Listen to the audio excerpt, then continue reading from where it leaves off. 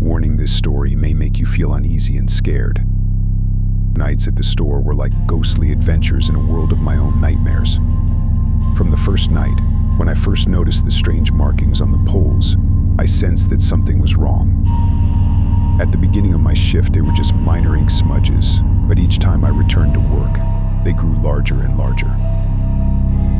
I tried to ignore it, comforting myself with the thought that it was just the antics of teenagers or the strange quirks of some artist. But when I started to feel that someone or something was watching me, it turned my whole perspective upside down. On one of my night shifts, when I was alone with the darkness, something inside me told me that this wasn't just a random feeling. Something unseen and sinister was creeping into my thoughts, making me shiver with fear. I realized that I could no longer disregard the warnings. Something was wrong.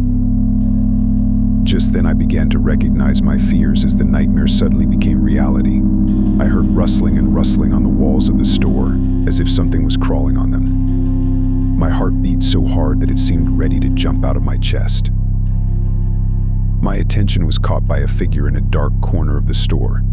She was stretched out and curved, her body bent into bizarre shapes that defied description. In her outline, I saw snippets of an old woman, a spider, and something else I couldn't clearly identify.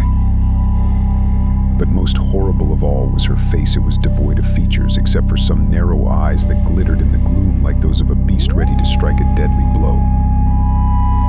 I froze in place, momentarily assessing my options. But before I could do anything, the creature leaped toward me with a maniacal shriek that pierced my soul.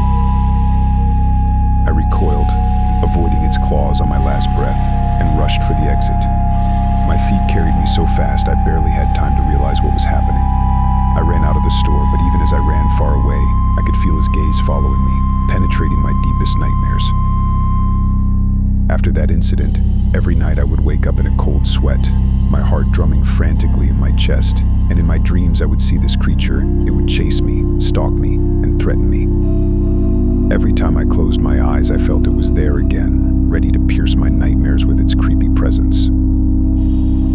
The store where I worked part-time was now a place of unbearable terror. But the scariest part was that I knew this creature never left me.